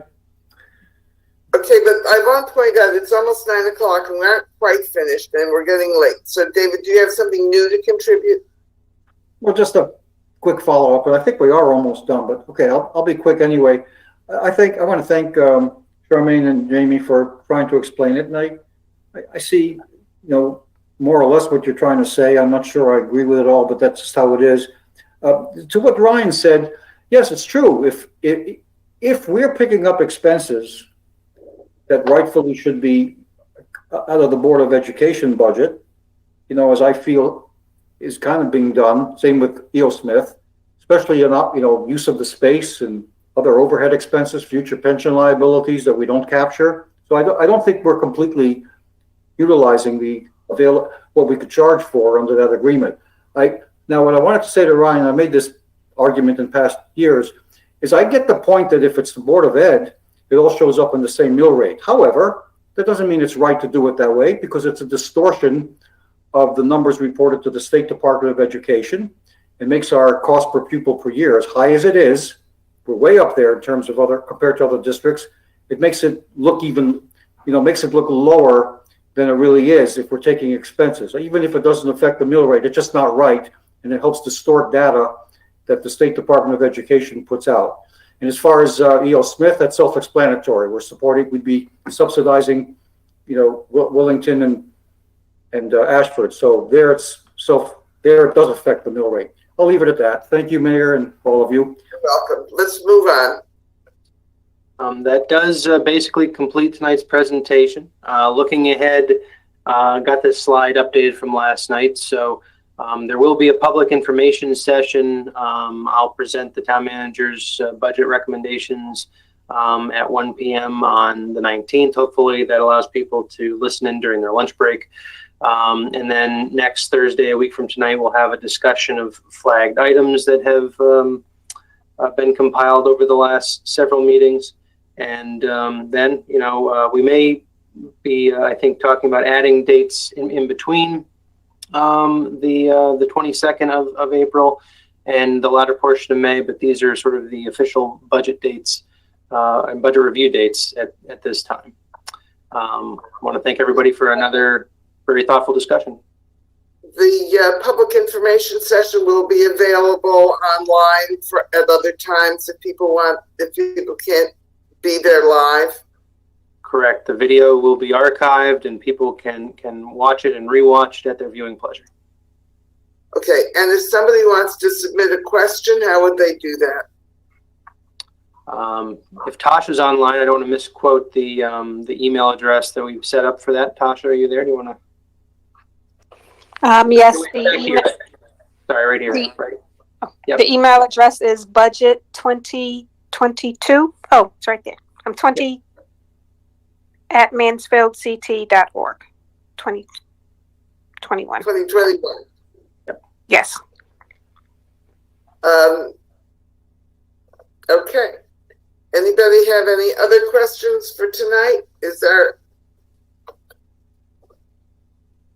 anybody who wishes to participate in public comment? Tony, Charlie's aware of it. Go ahead. Ryan, could you forward me that updated schedule? Absolutely, Charlie. Thank you very much. Okay. Without any further questions and without any public comments, the next thing on our calendar is a motion to adjourn. Is somebody want to? Terry moves to adjourn. Somebody want to second? Charles seconds. All those in favor, wave goodbye and sign off. Good night. Good night, everyone.